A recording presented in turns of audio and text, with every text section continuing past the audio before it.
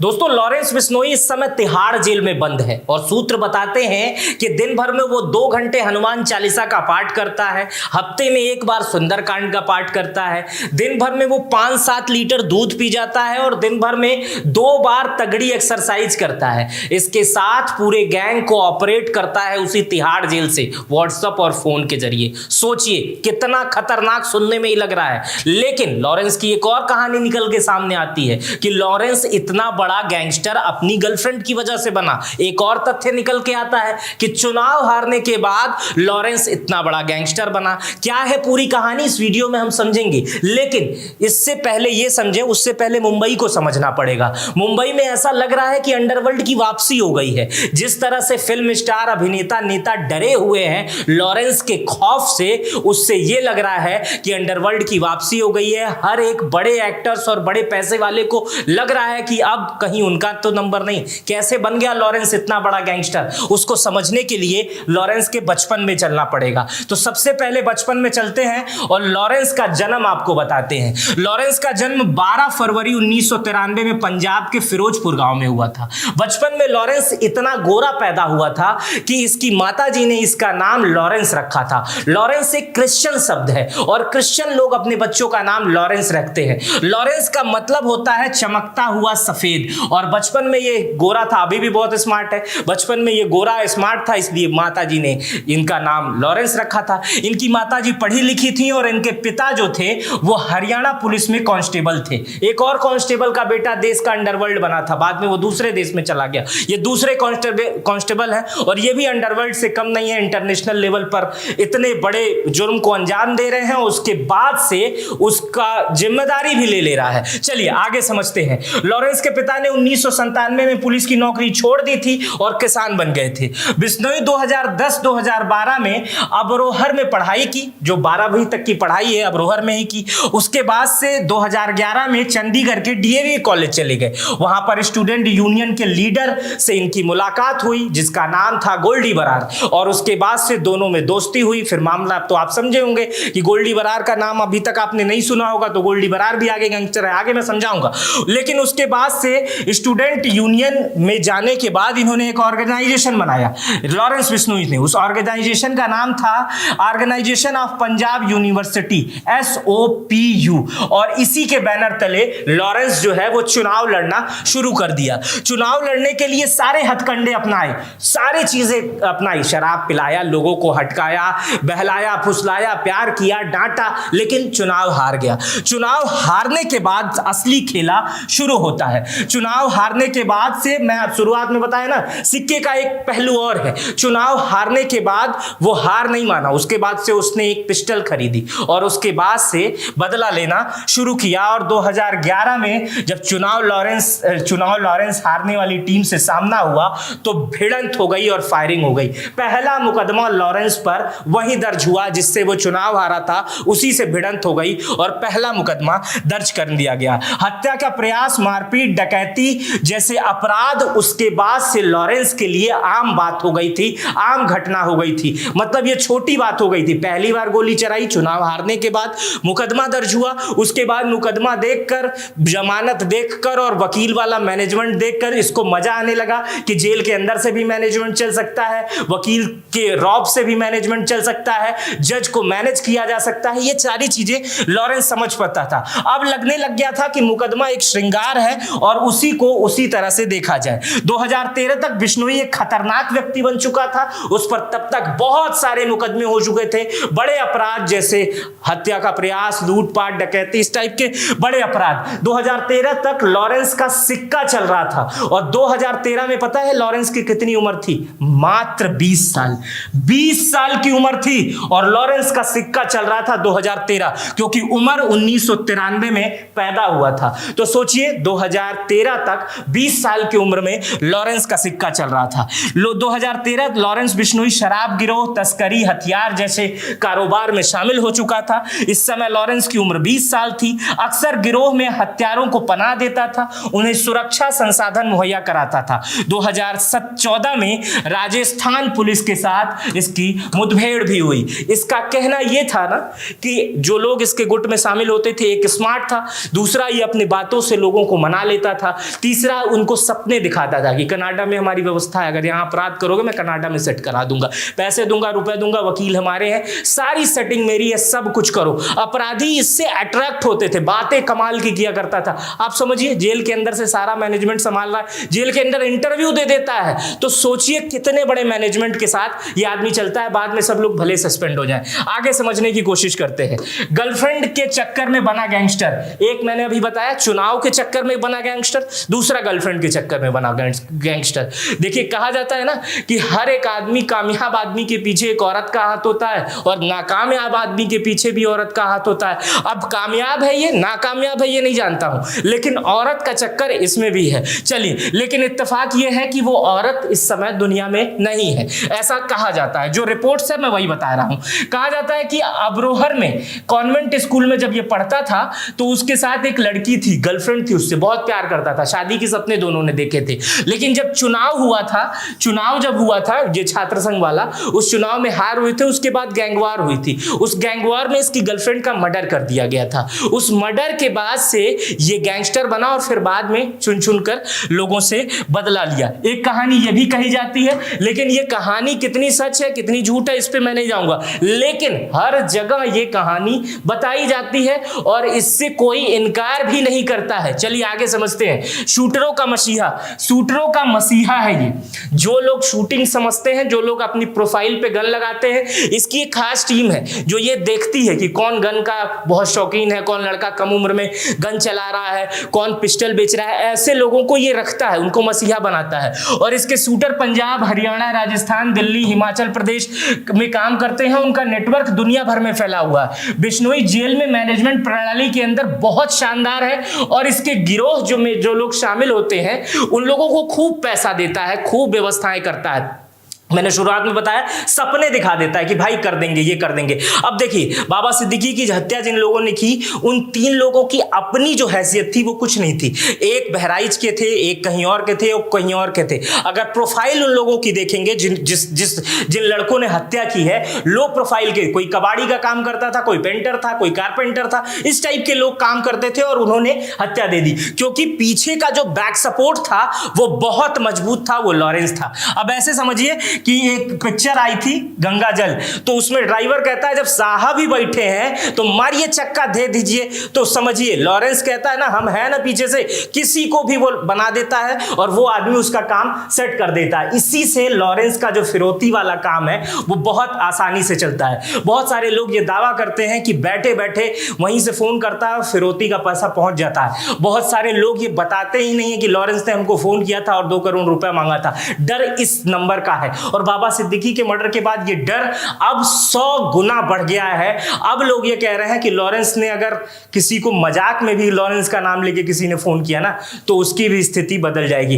अभी हनी सिंह वाला आपने देखा था, एक चैनल पे आए थे हनी सिंह, वो बता रहे थे कि वो लॉरेंस और गोल्डी बरार का हुआ तो उनको ऊपर सरकार ने सुरक्षा दे दी। आज सलमान खान के बाहर एकदम छावनी पड़ गई है, बाहर लिखा हुआ है कि विजिटर ना आए यहाँ पर। सोचिए, सलमान खान जैसे एक्टर तो देश के लिए अच्छा काम करते हैं, पिक्चरें बनाते हैं, अब वो डर के साए में रह रहे हैं और डर के साए 2018 में रह रहे हैं। ये वीडियो चूंकि बहुत लंबी हो जाएगी, बहुत लंबी, इसके लिए मैं एक और वीडियो बनाऊंगा। वो वीडियो आपके लिए और जानकारी के लिए होगी, उसमें मैं साफ साफ तमाम चीजों पे खुलासे करूंगा, जैसे कि बाबा सिद्दीकी की हत्या क्यों की गई, लॉरेंस बिश्नोई आखिर क्यों सेलेक्ट करके लोगों को इस तरह कर रहा है, लॉरेंस के पीछे किसका हाथ है, ये मैं आगे बताऊंगा। लेकिन फिलहाल लॉरेंस को समझिए और लॉरेंस को जानने की कोशिश करिए। सलमान की सुपारी, अब देखिए यहां पर क्या हुआ था इसको समझिए। 2016 में कांग्रेस नेता की हत्या का आरोप लॉरेंस पर जब लगा तो उसने फेसबुक के जरिए हत्या का खुद जिम्मा ले लिया। देखिए एकदम बड़ा गैंग है, ये नहीं कि हत्या करके भाग गए, जिम्मा ले रहे हैं फेसबुक पे, हम ही मारे, तभी ये बड़े जाने जा रहे हैं। लेकिन संपत नेहरा 2018 में बेंगलुरु में पकड़ा गया। अब यहीं से खेल शुरू होता है संपत नेहरा के पकड़े जाने से। संपत नेहरा लॉरेंस बिश्नोई का शूटर था, ये पकड़ा गया 2018 में। पूछताछ में सामने आया कि संपत नेहरा जो है उसने सलमान खान की सुपारी ली थी और वो सलमान खान को मारने जा रहा था। जैसे ही ये खबर पुलिस को पता चली और मीडिया में आई, लोग एकदम हड़कंप मच गया। 2018 की बात है और 2018 में ये मीडिया में खबर आई कि संपत नेहरा पकड़ा गया है, उसके पास से सलमान खान की रेकी और तमाम चीज मिले हैं और उसका निशाना सलमान खान था। 2018 की बात है और उस समय संपत नेहरा को पुलिस ने गिरफ्तार कर लिया। इसके बाद 2020 में शॉप शूटर राहुल बाबा राहुल बाबा को सलमान की हत्या के लिए मुंबई भेजा गया था, लेकिन सारा प्लान फेल हो गया क्योंकि लॉकडाउन लग गया। 2 बार प्लानिंग की गई थी, समझ रहे हैं, 2 बार प्लानिंग की गई थी, 2018 2020, एक बार लॉकडाउन के चलते और एक बार पुलिस ने पकड़ लिया। इसी समय से पूरे देश में चर्चा होने लगी लॉरेंस लॉरेंस लॉरेंस, जिसने सलमान को धमकी दी है। सलमान इतना छोटा नाम तो नहीं, जैसे ही सलमान के साथ किसी का नाम जुड़ेगा वो नाम उससे 10 गुना ऊपर चले जाएगा। अब ये बात अलग है कि इस समय लॉरेंस का नाम सलमान से ऊपर हो गया है। चलिए आगे समझते हैं सलमान खान की सुपारी लेने का कारण। अब इस कारण को समझने के लिए आपको थोड़ा धार्मिक होना पड़ेगा। इस कारण को समझने के लिए थोड़ा धार्मिक इसलिए होना पड़ेगा क्योंकि लॉरेंस के साथ एक नाम और जुड़ा है, बिश्नोई। बिश्नोई समाज जो होता है वो हिरण की पूजा करता है, काले हिरण को भगवान मानते हैं। बिश्नोई समाज में हर पशु पक्षियों को देवी देवता मानते हैं और उसमें पशु हत्या का कोई भी विधान नहीं है और काले हिरण की पूजा करते हैं। जब सलमान खान ने काले हिरण को मारा था तो उसके बाद से उन पर मुकदमा भी चला था, तमाम चीजें, कोर्ट कचहरी का मामला वो अलग है, लेकिन बिश्नोई समाज बहुत नाराज था। वो कोर्ट से लेकर हर जगह सलमान का विरोध कर रहा था। इसी काले हिरण की वजह से लॉरेंस जो है वो सलमान के पीछे पड़ गया और कहा कि सलमान सार्वजनिक रूप से माफी मांग ले। सलमान ने कभी माफी नहीं मांगी, एक अलग ऐठन और एक उधर से अलग की नहीं भाई, सलमान माफी मांगे सार्वजनिक रूप से, सलमान माफी नहीं मांगी। तो काले हिरण वाले मामले से बिश्नोई समाज नाराज है और लॉरेंस को लिए एक ये बड़ा टारगेट बन गया कि सलमान को मारेंगे क्योंकि सलमान ने ही काले हिरण को मारा है। तो समझिए कि जिस काले हिरण को सलमान खान ने मारा था उसकी वो पूजा करते हैं। इस वजह से लॉरेंस ने सलमान को मारने का टारगेट बनाया है, सलमान को मारने की कोशिश कर रहा है। इसी के उसमें बाबा सिद्दीकी एक बड़ा नाम आया और बाबा सिद्दीकी के बाद जब जिम्मेदारी ली गई है तो उसमें ये कहा गया है कि उस पोस्ट में, फेसबुक पोस्ट में कहा गया है कि जो सलमान का सपोर्ट करेगा, सलमान के साथ आएगा, उसको जो है हम छोड़ेंगे नहीं और हमारे लोगों को जो परेशान करेगा, इसमें एक दावा ये भी किया जा रहा है कि इससे पहले सलमान खान पर जिसने घर पे गोलियां चलाई थी उसको दाऊद गैंग ने मार दिया था और गोल्डी बरार और लॉरेंस बिश्नोई गैंग की जो सीधी दुश्मनी है वो दाऊद से कंपटीशन आपस में करते हैं। इसलिए ये माना जा सकता है कि बाबा सिद्दीकी मर्डर केस में ये वाला पहलू भी निकलकर कहीं ना कहीं सामने आ रहा है, क्योंकि उस पोस्ट में लिखा है कि बाबा सिद्दीकी दाऊद के समय में मकोका में गिरफ्तार हुए थे, उनके ऊपर मकोका भी लगा था, उनके ऊपर दाऊद के साथ संबंध के आपसी रिश्ते भी थे। सलमान को भी इससे जोड़ा जा रहा है और ये कहा जा रहा है कि हमारा नुकसान करोगे तो हम अपने भी नुकसान के लिए तैयार रहो। फिलहाल सलमान खान की सुरक्षा बढ़ा दी गई है, तमाम नेताओं की सुरक्षा भी बढ़ा दी गई है, लेकिन हम इसको और अच्छे से समझेंगे इस तरह से कि गैंग में कितने लोग काम करते हैं। जो आर्टिकल लिखे जाते हैं उसमें 700 लोग बताए जाते हैं कि लॉरेंस बिश्नोई गैंग के लिए काम करते हैं, लेकिन यह महज बहुत छोटा आंकड़ा है। 700 नहीं, कम से कम 7000 की संख्या है इनके गैंग में काम करने वाले मेंबर की। इसको स्लीपर सेल भी कहते हैं। कहीं से किसी को एक्टिव कर देते हैं और किसी को सुपारी लेने के लिए भेज देते हैं और किसी को किसी के माध्यम से करा देते हैं। ये यहीं तक सीमित नहीं है, आगे समझने की कोशिश करिए। जेल से चलता फिरता बिश्नोई का जो सिक्का है, तिहाड़ जेल में बंद है, लेकिन सारा काम जो है वहीं से चलता है, वहीं से फोन से मैनेजमेंट होता है। बताने वाले ये भी बताते हैं कि 20-20 फोन रखे हुए हैं और मैनेजमेंट अंदर का पूरी सहायता और मदद करता है। बिश्नोई का इंटरनेशनल सिंडिकेट, अब इसको समझिए, इंटरनेशनल सिंडिकेट पहले नंबर पर कौन है? पहले नंबर पर अमनदीप मुल्तानी है। अमनदीप मुल्तानी को अमेरिका पुलिस ने बीते दिनों गिरफ्तार गिरफ्तार किया था। लेकिन अमनदीप जो है वो ड्रग्स का काम करता है और इसका जो है लगातार काम फैला हुआ है। इसके काम में, ड्रग्स के काम में तमाम लोग इन्वॉल्व हैं और बाहर से फोन कराना, बाहर से धमकी देना और बाहर पैसा उठा ले जाना, मतलब यहां नहीं, अमेरिका से सीधे फोन आएगा यहां पर कि इसको इस माध्यम से क्रिप्टो करेंसी और तमाम माध्यम से पैसा भेजो, इस टाइप का। दूसरा जो इनका गुर्गा है, दूसरा इसका जो सबसे अच्छा दोस्त है वो इटली सहित, उसका नाम मोंटी है और इटली सहित तमाम देशों में उसका काम चलता है। ये भी ड्रग्स का व्यापारी है। तो ये समझिए, दो इसके विदेश में जो है वो बड़े सिंडिकेट चलते हैं, एक मोंटी जो इटली का प्रसिद्ध माफिया है और दूसरा अमनदीप जो यूएस में बड़ा कांड करता था और अमेरिका पुलिस उसे बीते दिनों गिरफ्तार की है।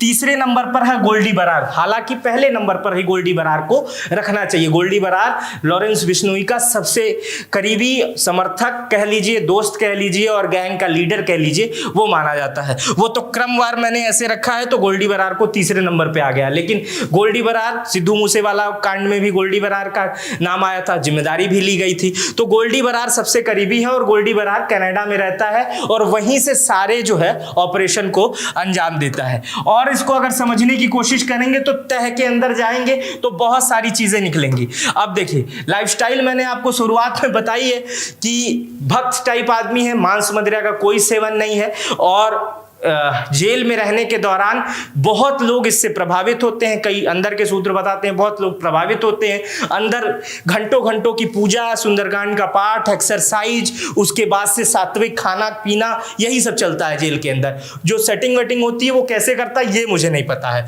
देखिए, लॉरेंस बिश्नोई का उस्ताद, आगे की वीडियो में मैं बताऊंगा इन सब तमाम चीजों के बारे में। चूंकि वीडियो बहुत लंबी हो जाएगी इसलिए मैं अभी समेट रहा हूं। जो कल मेरी वीडियो आएगी उसमें मैं बाबा सिद्दीकी संबंधित, शुरुआत में ही बताया, बाबा सिद्दीकी संबंधित बातें भी बताऊंगा कि लॉरेंस का क्यों बाबा सिद्दीकी ही टारगेट बने, और यह भी बताऊंगा कि कैसे कैसे कहां कब शुरुआत हुई और किन किन लोगों के नामों में लॉरेंस का नाम आया। साथ में तमाम चीजें टेक्निकल बताऊंगा। जाते जाते आप पूछते हैं ना कि हर चीज में कोई ना कोई किसी के पीछे रहता है, कोई उस्ताद रहता है, कल उनकी भी कहानी बताऊंगा। इनके उस्ताद का नाम था, लॉरेंस बिश्नोई के उस्ताद का नाम था जग्गू भगवानपुरी। जग्गू भगवानपुरी एक बड़ा गैंगस्टर था, अभी वो भी तिहाड़ में जेल बंद है। पैसे वाला गैंगस्टर था, बहुत पैसा था। शुरुआती दिनों में जग्गू भगवानपुरी जो था वो लॉरेंस बिश्नोई का भगवान था और लॉरेंस बिश्नोई को हथियार से लेकर पैसा तक मुहैया कराने की जिम्मेदारी जो होती थी वो लॉरेंस बिश्नोई, जग्गू भगवानपुरी ही करता था। तो आज कहानी थी लॉरेंस बिश्नोई की। बाबा सिद्दीकी की कहानी मैं कल लेकर आऊंगा कि बाबा सिद्दीकी कौन थे, कहां से उनकी शुरुआत होती है और बाबा सिद्दीकी की हत्या तक सारी बातें बताऊंगा। उनके परिवार के बारे में बताऊंगा, लॉरेंस बिश्नोई को भी उसमें ऐड करूंगा। तो कल की वीडियो का इंतजार कीजिएगा। लेकिन आज आप इस वीडियो में कितना नया जाने ये मुझे कमेंट बॉक्स में बताइएगा। फिलहाल ये सब देखकर अगर कोई युवा है तो अपराध के लिए प्रेरित ना हो, ये सिर्फ जानकारी है, क्योंकि ये जानकारी आप सबको होती रहनी चाहिए। अपराध का इस समाज में कोई स्थान नहीं है। हम गांधी के देश में रहते हैं जहां अपराध और हिंसा का कोई स्थान नहीं है। मेरा नाम मित्र प्रकाश है। आप इस वीडियो के बारे में कमेंट करिएगा और अगर शेयर करना चाहेंगे तो शेयर भी करिएगा। अपना बेहद ख्याल रखिएगा। बहुत बहुत शुक्रिया।